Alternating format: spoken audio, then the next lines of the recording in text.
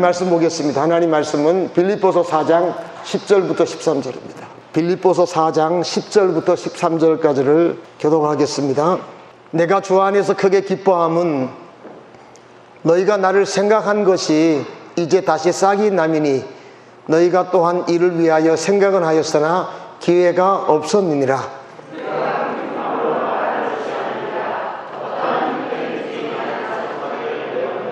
나는 비천에 처할 줄도 알고 풍부에 처할 줄도 알아. 모든 일 곧 배부름과 배고픔과 풍부와 궁핍에도 처할 줄 아는 일체의 비결을 배웠노라. 내게 능력 주시는 자 안에서 내가 모든 것을 할 수 있느니라. 아멘. 하나님 감사합니다. 비를 멈춰주시고 이렇게 하나님 앞에 나와서 예배할 수 있도록 은혜 주셔서 고맙습니다. 우리가 하나님의 자녀이기에 예배를 사모하고 또 예배의 자리가 하나님께 영광을 돌리고 우리에게는 하나님의 축복이 임하는 자리임을 알기에 오늘도 하나님 앞에 왔습니다. 오늘도 예배하는 가운데 우리 성도들 각각을 만져주시고 하나님의 은혜가 넘치게 하여 주시옵소서. 우리가 힘겹고 어려운 남에게 말하지 못하는 그런 부분들도 주님 만져주셔서 하나님이 하시는 놀라운 것들을 늘 경험하며 살아가는 하나님의 사람들 되게 하여 주시옵소서. 오늘도 하나님의 말씀을 함께 나누려고 합니다. 하나님의 음성을 듣게 하시고 그래서 하나님의 음성을 듣고 우리의 눈이 더욱더 밝아지는 우리의 가슴이 뛰는 그런 귀한 시간 되게 하여 주시옵소서. 예수님 이름으로 기도합니다. 아멘. 자, 한번 고백하겠습니다.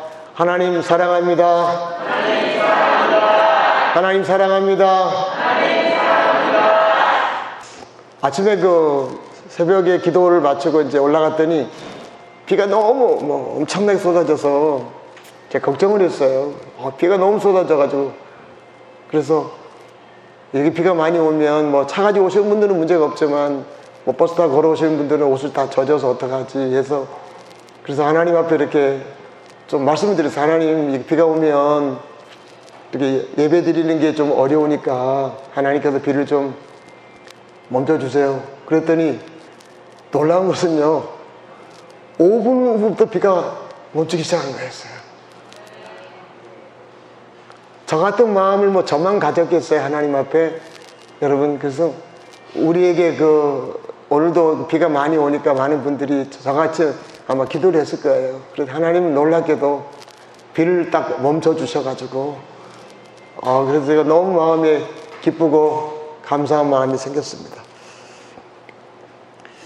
예전에 한번 제가 기도원을 한번 갔었는데요.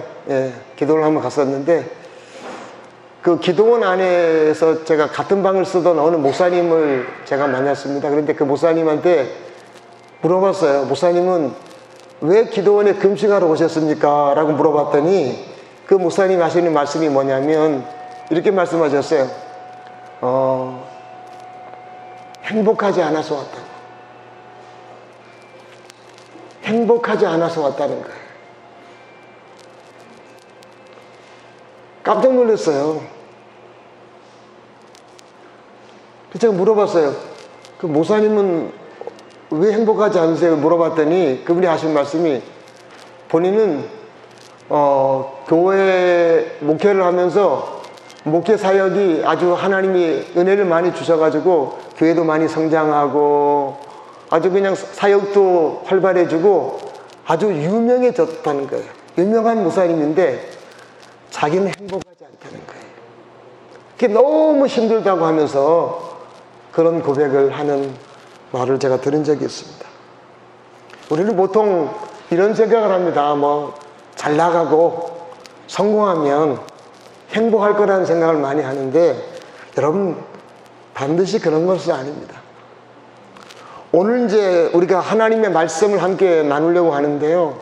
하나님께서 오늘 이 주신 하나님의 말씀의 주제는 딱 하나입니다. 하나님이 우리에게 하고 싶어 하시는 것은 이런 겁니다. 뭐냐면 나는 너희들이 어떠한 상황 속에서도 행복하게 살기를 원한다라고 하는 것인데 이게 오늘 말씀에 하나님 하고 싶어 하시는 주제예요. 네가 어떤 상황에 처하든지, 어떤 형편에 처하든지, 잘 나가든지, 또 여러 가지 어려움이 있든지 간에 네가 언제나 행복하게 살기를 원한다. 이것이 오늘 하나님 우리에게 하고 싶어 하시는 말씀이세요.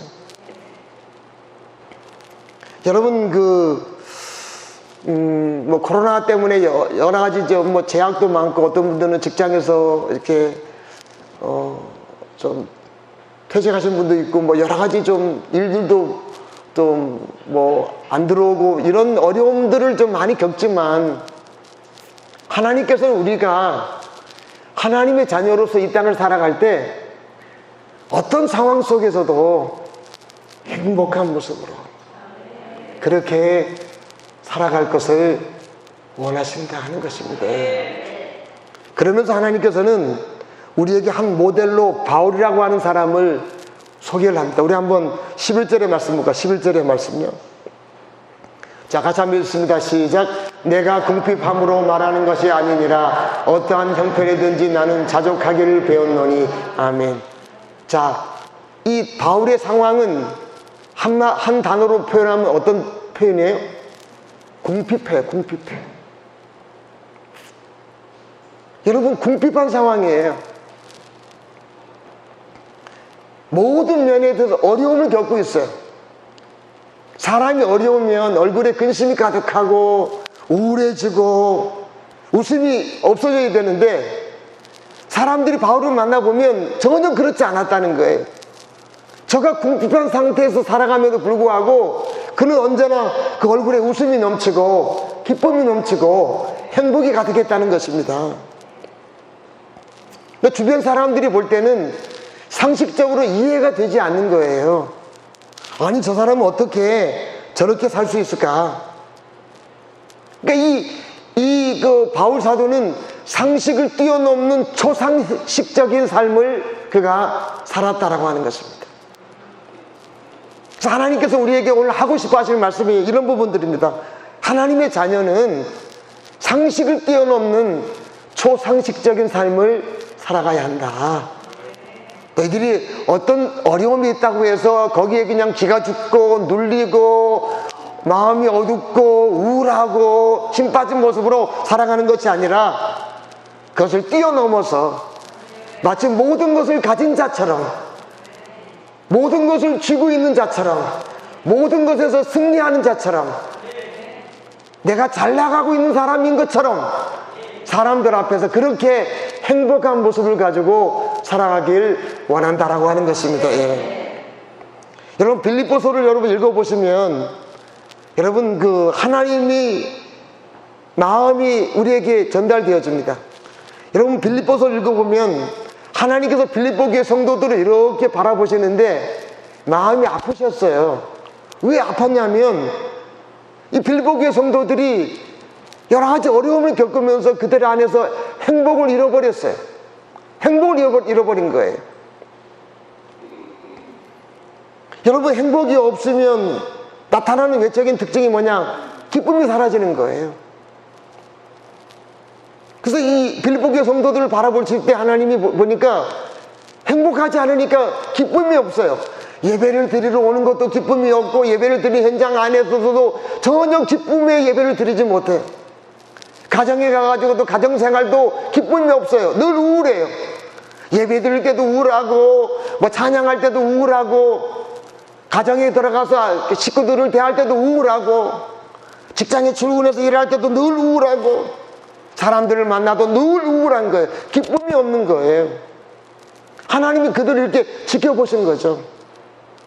너무 마음이 하나님께서 아프셔서 기쁨이 없는 성도들을 향해서 하나님께서는 말씀을 계속 하십니다. 우리 빌립보 3장 1절의 말씀 볼까요? 한번 이렇게 말씀하시죠. 같이 한번 읽습니다. 시작. 형제 여러분, 마지막으로 말합니다. 주님 안에서 기뻐하십시오. 여러분에게 같은 말을 다시 쓰는 것이 내게는 귀찮은 일이 아닙니다. 이렇게 하는 것이 오히려 여러분에게 안전합니다.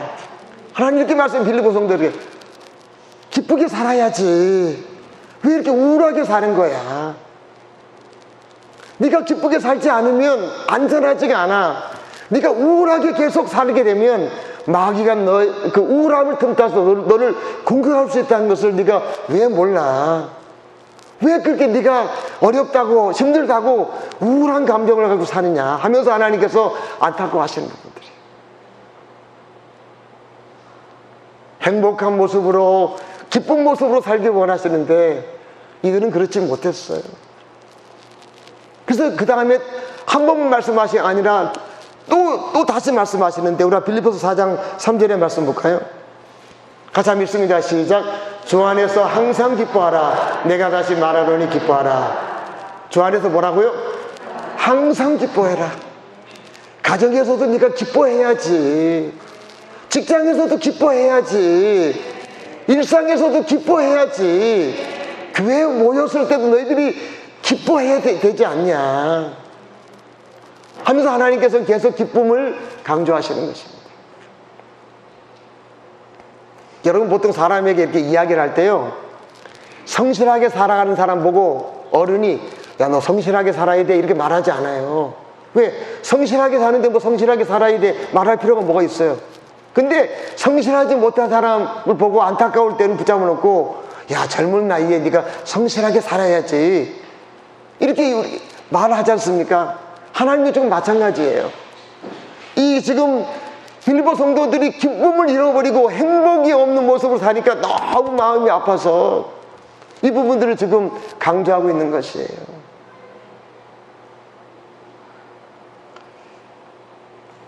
여러분 어떠세요? 얼마나 기쁘게 사세요? 얼마나 행복하게 사세요? 집에 가면 웃음이 막 여러분 있습니까? 집에 가면 여러분 웃음이 많습니까? 아니면 우울함이 많습니까? 잘 모르면 자녀들에게 물어보세요. 그러면 알 거예요. 애들은 정확하게 얘기하거든요. 이 빌립보교회 성도들이 자기 나름대로 주님을 잘 섬긴다고 하는데 행복하지가 않은 거예요. 이게 너무 하나님 마음이 아프신 거예요. 기쁘게 살아야 되지 않냐. 계속 그 부분들을 이들에게 말씀하고 있습니다.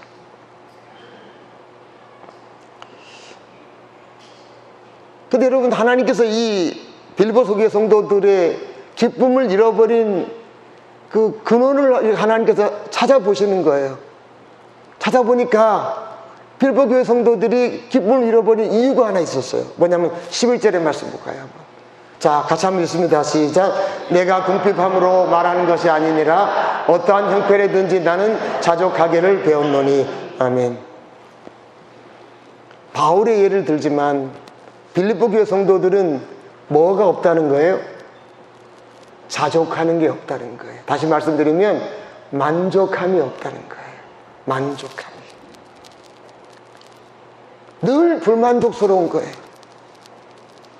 자기 삶에 대하여 늘 불만족이 가득한 거예요, 마음속에.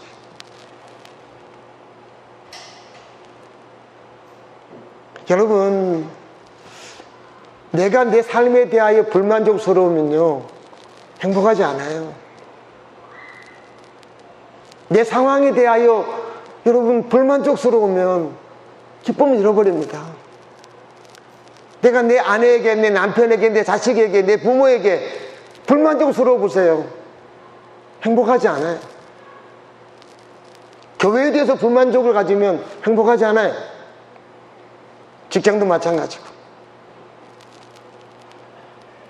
하나님은 우리에게 이런 말씀을 하시네요. 우리 시편 16편 6절의 말씀을 보겠습니다. 자, 같이 한번 읽습니다. 시작. 내게 줄로 재어진 구역은 아름다운 곳에 있으며 나의 기업의 실로 아름답도다. 아멘. 하나님 우리에게 하시는 말씀이에요. 내게 줄로 재어진 구역은 어떤 곳에 있다고요?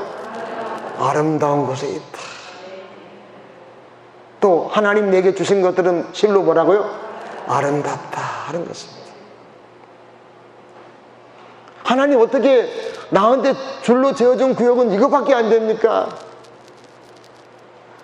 하면서 하나님 앞에 불만족스러움을 갖게 되면요, 그때부터 기쁨은 서서히 사라지게 되는 거예요. 하나님 이게 뭡니까? 난 하나님 잘 섬긴다고 했는데 내 상황이 이게 뭐예요 하나님 하면서 내 삶에 관한 그 영역을 아름답게 보지 못하고 불만족스럽게 보기 시작하면 그때부터 기쁨이 사라지고 행복이 사라지게 되는 것이에요.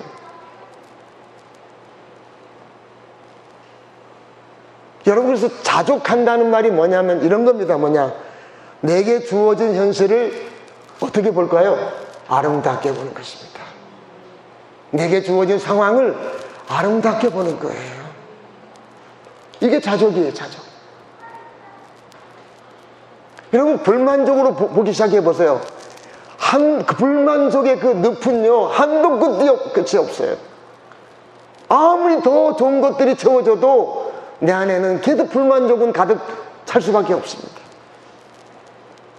그래서 여러분, 사람 인생은요 어떻게 보느냐의 문제입니다. 어떻게 보느냐의 문제예요. 내 삶을 어떻게 보느냐, 어떤 시각으로 보느냐가 대단히 중요한 거예요. 우리 한번 고린도후서 5장 17절 말씀 볼까요? 같이 한번 읽습니다. 시작. 그런즉 누구든지 그리스도 안에 있으면 새로운 피조물이라, 이전 것은 지나갔으니 보라 새 것이 되었도다. 새 것이 되었도다 앞에 뭐라고 얘기하겠어요? 보라. 영어로 see 이렇게 되어 있어요. 잘 봐라. 네 삶을 잘 봐. 이렇게 되어 있어요. 요한일서 3장 1절 또 볼까요 한번? 자, 같이 한번 읽습니다. 시작. 보라, 아버지께서 어떠한 사랑을 우리에게 베푸사 하나님의 자녀라 일컬음을 받게 하셨는가. 우리가 그러하도다. 그러므로 세상이 우리를 알지 못하면 그를 알지 못하리라. 여기도 뭐라고 시작해요? 보라. 하나님의 사랑을 잘 봐라. 너를 잘 봐라. 우리의 삶은요 어떤 시각으로 보느냐가 중요한 거예요. 불만족의 시각으로 보면 기쁨은 사라져요. 여러분, 남편을 불만족의 시각으로 보기 한번 봐보세요. 오늘부터 한번. 어떤가? 밥 먹는 것도 꼴 보기 싫고요. 예. 코 골고 자는 것도 꼴 보기 싫고요. 뭐 다 꼴 보기 싫어요. 김영렬 오늘 집에 가서 한번 해보세요. 거기서 권사님, 우리 김장로님 보면서 한번 이렇게. 근데 반대로요, 만족스러움으로 한번 보세요. 자다가 침 흘리는 것도 이뻐 보이고요. 옷을 벗어서 막 아무데 던져놔도 그게 좋아 보이는 거예요. 여러분, 이게 인생은요 어떻게 보느냐의 문제예요.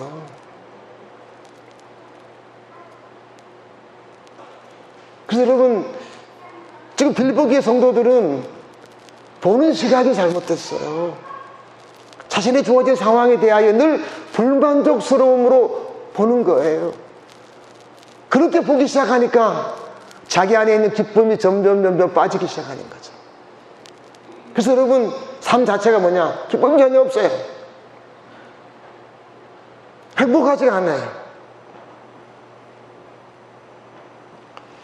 여러분, 그래서 우리가 이 땅을 살아가면서 우리의 눈이 아름다운 눈으로 바뀌어져야 합니다. 예. 여러분, 문제를 끄집어 내려가면요 한두 끝도 없어요. 제가 이번 주에 하나님이 제 마음에 콱 던졌던 말씀이 하나 있었어요. 이런 거였습니다. 뭐냐면, 사람을 인정하는 것이 능력이다 하는 말씀이었어요. 사람을 인정해 주는 것이 너의 능력이다. 그게 제 마음에 그렇게 꽂혔어요. 우리는 사람이 약한 부분을 보고 막 그 사람이 약점을 들춰내서 막 얘기를 하잖아요. 주님은 그렇지 않대. 저도 오늘 새벽 기도하다 막 울었어요. 왜 우냐면 하나님 이렇게 말씀해요. 나는 한 번도 네 약점을 꺼집어서 너에게 말한 적이 없어. 한 번도 저 약점, 저도 여러분 젊은 나이에 30대 초반에 목회를 하고 그러니까 얼마나 실수가 많겠어요. 한 번도 하나님 저보고 너 왜 이게 못해? 이게 문제야. 한 번도 저에게 말한 적이 없었어요. 그래서 제가 펑펑 울었어요. 기도하다가. 하나님 늘 저보고 뭐라 했노? 지목사 힘내야 된다. 네가 힘내야 돼. 늘 그런 말씀이셨어요. 하나님이 저를 인정해 주시는 거예요. 우리가 다른 사람을 어떻게 보느냐, 다른 사람이 약점을 보기 시작하면 한도 끝도 없어요. 문제를 보기 시작하면 한도 끝도 없어요. 그러나 진짜 능력이 뭐냐, 다른 사람을 인정해 주는 것이다 라고 하는 거예요. 인정해 주는 거예요. 가장 중요한 게 뭐냐, 나를 인정해 주는 거예요. 내가 나를 인정해 주는 거, 이게 매우 중요하다는 거죠. 그리고 불만족스러움으로 보기 시작하면 끝이 없는 불행함 속에 우리가 살기 시작합니다. 그러나 우리가 사람 볼 때도 그 사람의 장점이 보여서 그를, 장점을 보고 그를 인정하는 쪽으로 늘 바라보게 되면 우리 안에 그 사람에 대한 만족감이 생기게 되고, 그래서 내가 행복하게 사는 것이에요. 매우 중요하죠. 저는 한 주 동안 이게 제 안에 그냥 팍 밀려왔어요. 그래, 앞으로 내가 어떤 사람을 만나도 그 사람의 장점을 보고 그를 늘 인정해 줘야겠구나. 저도 약점을 보고 이렇게 막 좀 안 좋은 얘기 하는 편이거든요, 제가. 예, 저는 그 말씀을 듣고 나서 제 마음에 이렇게 많은 게 밀려왔어요. 보라.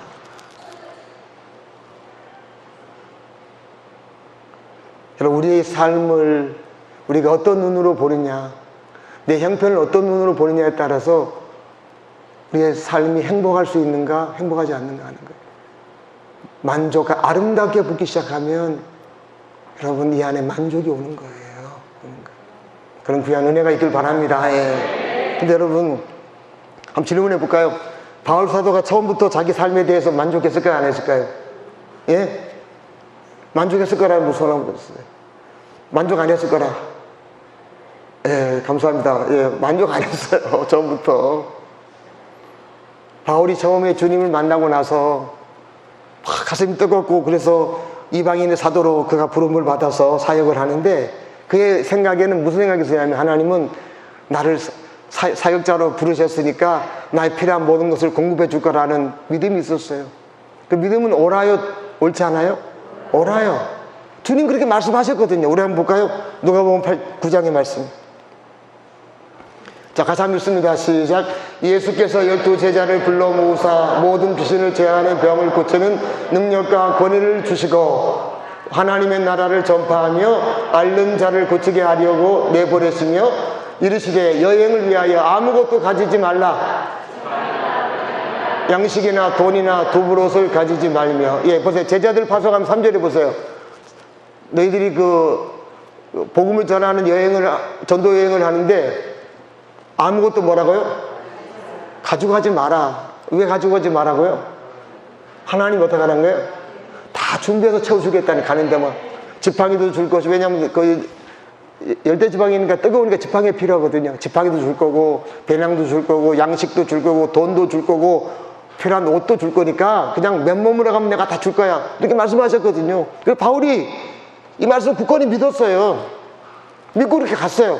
갔더니 진짜 하나님은 많은 부분을 그렇게 하셨어요. 우리 한번 로마 사도행전 28장 14절 15절의 말씀 보겠습니다. 자, 같이 한번 읽습니다. 시작. 거기서 형제들을 만나 그를 청함을 받아 이레를 함께 머무니라. 그래서 우리는 이와 같이 로마로 가니라.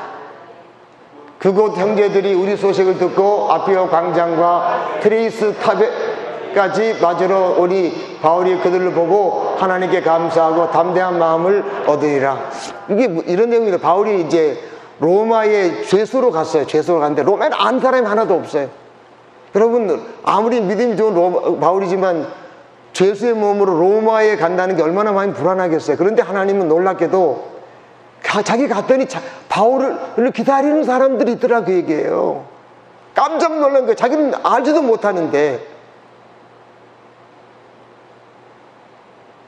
왜 그들이 기다렸냐면 하나님이 바울에 필요한 것을 공급하고 격려하기 위해서 사람들을 미리 준비하셨던 거예요. 그래서 그가 마지막 절에 그들을 보고 뭐라 그랬죠? 하나님께 뭐라고요? 감사하고 담대한 마음을 가졌다, 그 얘기를 하는 거예요. 하나님이 늘 그렇게 하셨어요. 그래서 늘 감사했는데 문제는 뭐냐면 항상 그랬느냐 하는 거예요. 하나님이 늘 이렇게 하려고 하셨지만 때로는 하나님이 하시는 일을 사단이 막는 경우가 많았다는 거예요. 예를 들어 이런 겁니다. 바울이 가려고 하는데 하나님이 바울의 필요한 양식을 어떤 사람을 통해서 이렇게 주려고, 공급해 주려고 이렇게 그 사람 마음에 감동을 주세요. 야, 너 바울에게 이렇게 해줘라, 이렇게 얘기를 합니다. 그러면 하려고 마음을 딱 먹었어요. 근데 갑자기 무슨 마귀가 속삭이는 거예요. 야, 네 형편 봐라. 네가 뭐 바울을 도울 때야. 주제 넘는 짓 하지 말고 근데 가만히 있어. 이런 마음이 자꾸 마음을 사단이 주는 거예요. 그러니까 하나님 그 사람을 통해서 바울에게 공급하려고 하는데 사단이 그 사람의 마음을 막아가지고 공급을 막아버리는 거예요. 이런 일들이 많았다는 거죠. 그래서 그가 궁핍함을 경험하며 살았다, 그 얘기를 하는 거예요. 우리 한번 데살로니가서 2장 18절에 말씀 볼까요? 같이 한번 읽습니다. 시작. 그러므로 나 바울은 한 번, 두 번 너희에게 가고자 하였으나 사단이 우리를 막았도다. 바울도 하려고 하는데 누가 막았어요? 사단이 늘 막았다는 거예요. 이런 일들이 이러다 보니까 하나님은 공급을 하려는데 사단이 공급을 하기를 막아버리는 거예요. 그래서 그가 궁핍함을 겪는 경우들이 있었더라 하는 것입니다. 그래서 바울이 늘 그것 때문에 고민을 했죠. 아, 이게 뭐지? 너무 답답하고 그래서 자기 삶에 대해서 만족감이 없었지만 그때 하나님 앞에 나가서 기도를 하고 하나님 앞에 고민을 이야기했더니 하나님이 그에게 알려주신 것입니다. 우리 한번 11절 12절의 말씀 볼까요? 11절 12절 자, 같이 한번 읽습니다. 시작. 내가 궁핍함으로 말하는 것이 아니니라 어떠한 형편이든지 나는 자족하기를 됐습니다. 그러니까 11절 보면 나는 자족하기를 어떻게 했다고요? 배웠어요. 주님이 알려주셨다는 거예요. 주님이 알려주신 거예요. 12절도 한번 같이 한번 읽어볼까요? 시작. 나는 비천에 처할 줄도 알고 풍부에 처할 줄도 알아. 모든 일 곧 배부름과 배고픔과 풍부와 궁핍에도 처할 줄 아는 일체의 비결을 뭐라고요? 배웠노니. 배웠다를 강조하는 거예요. 주님이 알려주신 거예요.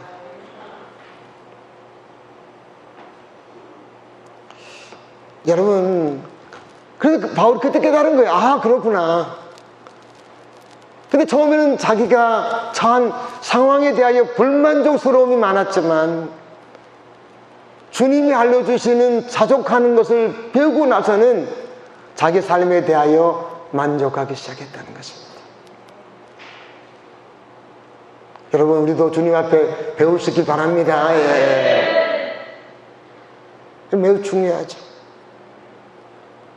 처음부터 바울이 만족하고 자족하고 산 건 기쁨으로 사는 거 아니었어요.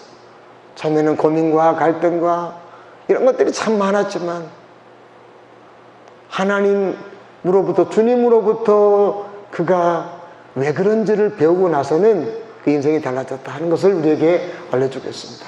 그럼 바울이 배운 게 도대체 뭔가? 하나님이, 예수님께서 이 바울에게 가르쳐 준 게 도대체 뭔가? 바울을 벌떡 일어나게 하는 거, 자기 삶에 만족감을 갖도록 그에게 알려준 게 도대체 뭐냐라고 하는 거예요. 뭐냐 하는 겁니다. 우리 한번 성경 볼까요? 10절의 말씀. 10절 큰 소리 같이 한번 읽습니다. 시작. 내가 주 안에서 크게 기뻐함은 너희가 나를 생각하는 것이 이제 다시 싹이 나느니 너희가 또한 이를 위하여 생각은 하였으나 기회가 없었느니라. 아멘. 저전 이겁니다. 바울이에게 알려준 거. 나는 너에게 항상 기회를 준다 하는 것입니다. 왜? 나는 너에게 기회를 준다. 바울 사도가 이 빌립보 교회 성도들로부터 이제 처음에 그 교회를 설립하고 나서 거기에 돈 많은 루디아도 있었잖아요. 그러다 보니까 선교비를 좀 지원받았는데 언제부턴가 선교비 지원이 끊어져 버렸어요. 요즘 같았으면 전화도 하고 문자 메시지를 해가지고 이렇게 알아보고 하면 어떻게 될 텐데 그 당시에는 연락할 방법이 없잖아요. 어디 있는지도 모르고. 그러니까 어떻게 물질적인 도움을 주기가 굉장히 어려웠어요. 공급 라인이 많이 무너져 버렸죠. 그래서 그가 그런 공급 라인이 무너졌기 때문에 궁핍함 가운데 그가 사는 경우가 있었지만 그 마음은 낙심하지 않았다. 뭐냐, 하나님은 내게 필요한 것을 주시는 기회를 반드시 주신다 하는 것을 그가 알고 믿었다는 것입니다. 이게 하나님이 바울에게 알려준 내용들입니다. 그래서 언제부터인가 갑자기 빌립보 교회로부터 진짜 공급이 시작된 거예요. 그래서 그가 지금 이 이야기를 하는 거죠. 나는 하나님이 기회를 주실 것을 내가 알고 기다렸다 하는 거예요. 이 땅의 부모님도 자기 자녀들에게 기회를 주려고 노력해야 하네요. 노력 엄청 하죠. 뭐 좋은 유치원 보낸다고 어떤 사람은 막 텐트 치고 기다리는 사람도 있잖아요. 자녀에게 기회를 주고 싶어서. 이 땅의 부모도 여러분 자기 자녀에게 기회를 주려고 노력을 많이 해요. 하늘의 아버지도 하나님의 자녀인 우리들에게 스스로 그냥 네가 살아가 이렇게 말하지 않고요, 우리에게 좋은 기회를 만들어 주셔서 그 기회를 통해서 우리가 더 이 땅에서 하나님의 사랑을 누리고 확인하며 살기를 원하신다라고 하는 것입니다. 예. 삶을 뒤돌아보세요. 한번 하나님 주셔도 기회가 얼마나 많았는지. 여러분 기회가 많았잖아요. 하나님이 하셨던 기회들. 저희 교회도 마찬가지죠. 예전에 저희 교회가 저는 저희 교회가 이사 오게 된 그런 예배당으로 이사 오게 된 것 중에 하나가 하나님이 기회를 주셨기 때문에 했던 부분들이죠. 우리가 갖고 있는 돈으로는요 불가능했죠. 불가능했어요. 근데 하나님이 기회를 딱 주셔서 이사 오게끔 만드셨어요. 그러니까 우리가 갖고 있는 상식적인 수준에서는요 그거는 불가능했어요. 하나님이 초상식적으로 역사하셨기 때문에 그런 일들이 이루어졌다는 것입니다.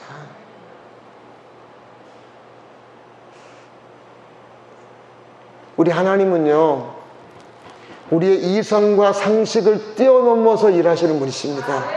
이를 믿으시기 바랍니다. 예. 우리의 이성과 상식을 뛰어넘어서 우리에게 기회를 주신 하나님이시다는 거예요. 우리의 신앙이 상식과 내 이성의 수준에만 머물러 있으면 안 돼. 하나님은 나에게 놀라운 기회를 주신다. 내가 상상하지 못한 놀라운 기회를 내 인생 가운데 주신다라고 하는 그런 믿음을 늘 갖고 살아가는 거, 이게 중요하다는 것이에요. 나이가 들어가지고 집이 없는 분들은 이 나이에 집이 없어서 새방만 전전하니까 어떡하지? 이 나이에 집 살 수 있을까? 하나님 기회를 주실까요? 안 주실까요? 이렇게 믿음이 기회를 주세요. 내가 좋은 직장에 들어갈 수 있을까? 내가 결혼할 수 있을까? 뭐 그런 고민들 하지만 우리 하나님은 우리의 자녀들을 그냥 세상에 내버려 두지 않아요. 우리에게 언제나 기회를 주시고 기회를 주셔서 그 기회를 우리가 붙잡고 누리기를 원하신다라고 하는 것입니다. 그런 부분들이. 여러분 세상에 속한 사람은 지극히 자기 상식과 이성을 근거로 살려고 합니다. 왜? 하나님의 초자연적인 능력을 모르니까.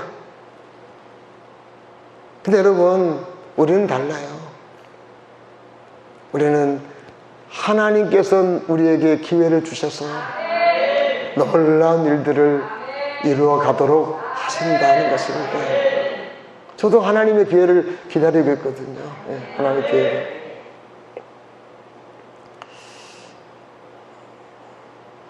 요셉 같은 경우가 보면 요셉이 감옥에 들어가가지고 이렇게 고위 관리의 꿈을 해석해주고 해서 하잖아. 그러니까 고위 관리가 그러는 거죠. 고맙다고 나한테 뭐 부탁할 거 하라. 이렇게 하면 요새 뭐랍니까? 내가 이 감옥에서 나갈 수 있도록 기회를 달라. 이렇게 얘기를 하잖아요. 우리 한번 창세기 40장 14절 볼까요? 같이 한번 읽습니다. 시작. 당신이 잘 되시거든 나를 생각하고 내게 은혜를 베풀어서 내 사정을 바르게 하려 이 집에서 나를 건져주소서. 나한테 나갈 수 있도록 기회를 좀 만들어주세요. 이렇게 부탁을 해요. 자신의 힘으로 이제 기회를 만들려고 했는데 이게 됐어요? 안 됐어요? 안 됐어요. 하나님 막으셨어요. 왜 막으셨냐면 너는 네 능력으로 기회를 만들어서 하는 존재가 아니라 내가 너에게 기회를 주는 삶을 살아야 된다 하는 것입니다. 그래서 나중에 요셉이 이 관리가 나간 다음에 계속 이제 그 좋은 소식이 올 것을 기다렸죠. 근데 좋은 소식이 안 와요. 성경 보면 이 관리가 요셉을 잊어버렸어요. 하나님이 생각해서 있도록 만드셨어요. 그때 요셉이 깨닫는 게 뭐냐면 하나님이 기회를 주셔야 되는 거구나. 하나님이 기회를 주시면 내가 나갈 수 있겠구나 라고 해서 그가 그 하나님의 기회를 기다렸다가 결국은 몇 년이 지난 다음에 하나님이 놀랍게 기회를 주셔서 상상할 수 없는 방법으로 그를 하나님께서 이끄시는 그런 일을 하시게 되어집니다. 여러분, 살아가면서 우리가 마음에 낙심하고 힘든 부분이 있을 수 있어요. 이게 뭐지? 그럴 수 있지만요, 하나님 우리에게 앞으로도 놀라운 기회들을 많이 주신다는 것이에요. 기회 왔을 때 기회를 여러분 꽉 붙잡기 바랍니다. 예. 시편 62편 말씀 볼까요? 5절 같이 읽습니다. 시작. 내 영혼아 잠잠히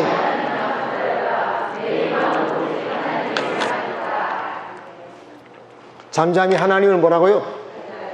하나님의 기회를 주실 것을 기다려야 된다. 한번 따라서 해볼까요? 나는 하나님의 기회를 기다립니다.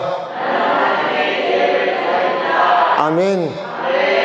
이게 이제 바울이 하나님으로부터 배운, 그때부터 막 좀 어려워도 하나님이 분명히 나한테 필요한 것을 공급해 줄 거야 라고 기다리면서 그가 행복한 노래를 부르며 살게 되었다 하는 것입니다. 그런 부분들이. 두 번째 그 바울이 배운 내용이 13절 볼까요? 한번 13절 같이 읽습니다. 시작. 내게 능력 주시는 자 안에서 내가 모든 것을 할 수 있느니라. 밑에 성경과 같이 읽습니다. 시작. 내게 능력을 주시는 그리스도를 통하여 내가 모든 것을 할 수 있느니라. 아멘. 두 번째 바울이 배운 게 이겁니다. 뭐냐면 하나님은 나에게 뭘 주신다고요? 능력을 주신다. 따라서 해볼까요? 하나님은 나에게 능력을 주십니다. 하나님은 나에게 능력을 주십니다. 성령님 우리 안에 와 계시잖아요. 그죠? 바울이 힘들어할 때 하나님이 말씀한 거예요. 내가 너에게 능력을 줘서 이 어려움도 네가 돌파할 수 있도록 내가 해주겠다 하는 것이. 그래서 그 바울이 늘 했던 말이 뭐냐면 성령님 내게 능력을 주세요.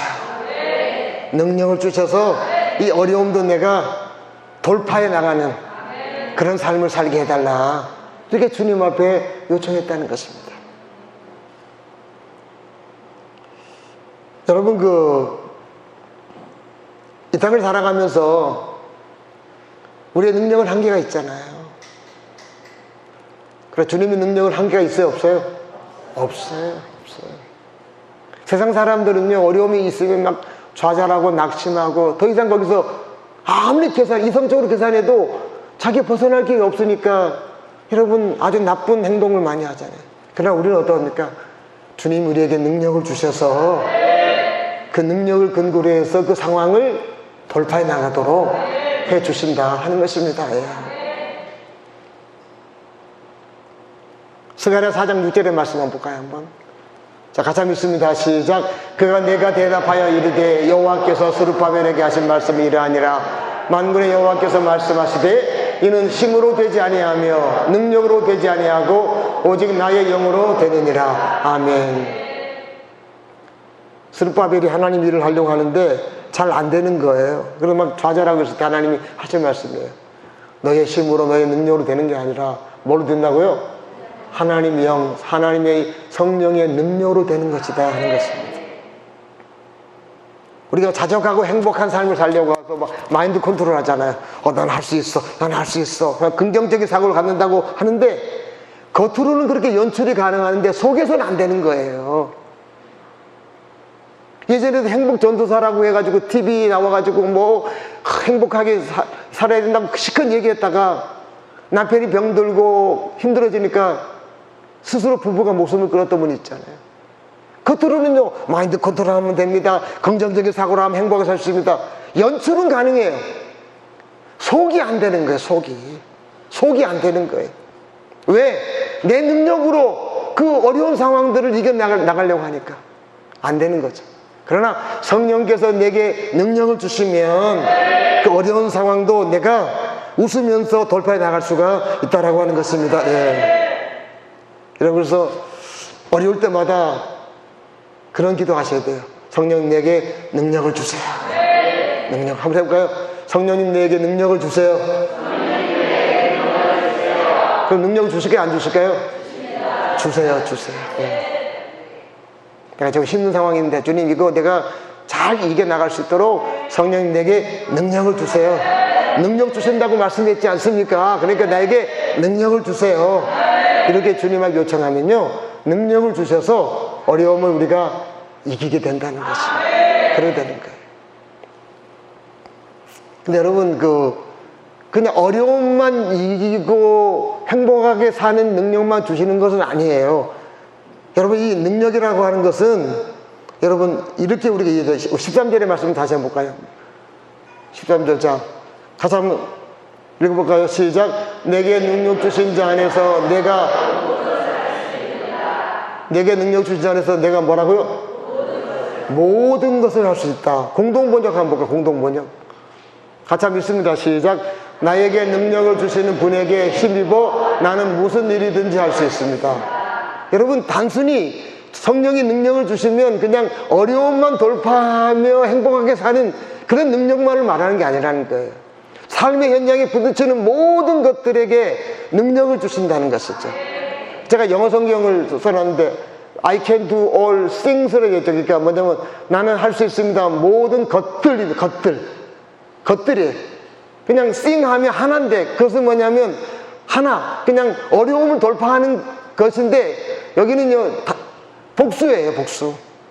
모든 것들, 모든 문제들, 모든 상황들을 성령님이 능력을 주시면 내가 그 어려운 부분들을 더 잘할 수가 있게 된다라고 하는 것입니다. 여러분 사업을 해도요 성령이 능력을 주시면 사업을 더 잘할 수 있어요. 아멘. 사업하는 분들은요 기억하셔야 돼요. 여러분의 능력으로 사업하려고 하지 마세요. 그럼 여러분이 알고 있는 실력과 뭐 인간관계 그 한도밖에는 못해요. 성령이 능력을 주시면 생각지도 못한 사람을 만나게 하시고 생각지도 못한 일을 만나게 해주시고 그렇게 하신다는 거예요. 그런 거예요. 이게 그 하나님의 그 초상식적인 일 하심이에요.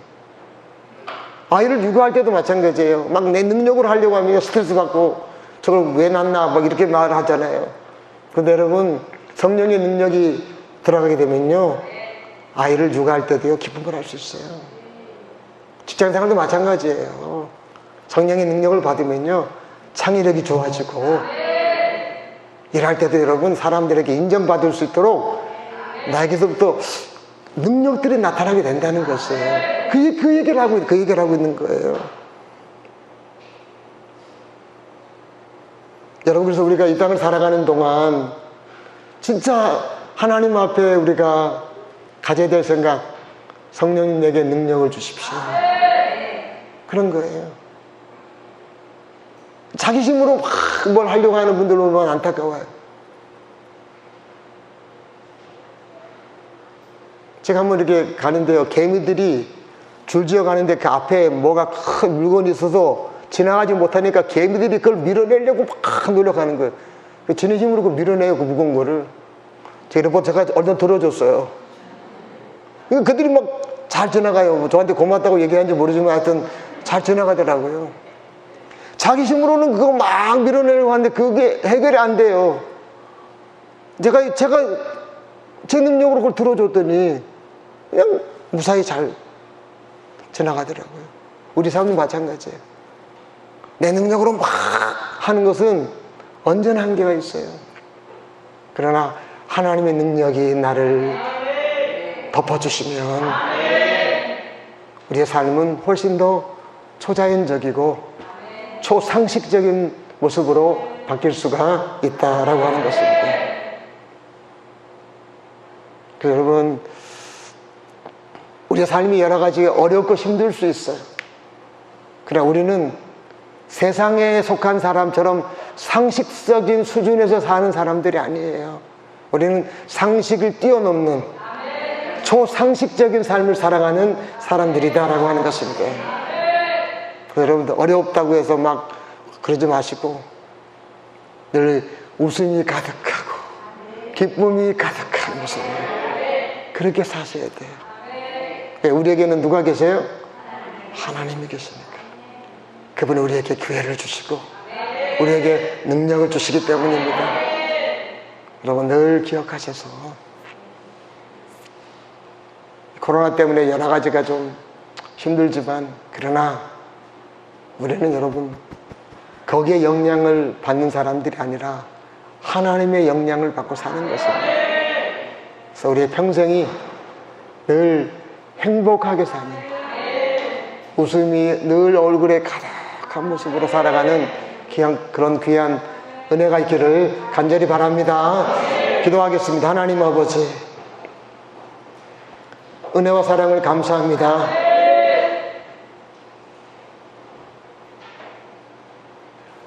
하나님 우리 아버지라서 너무 좋습니다.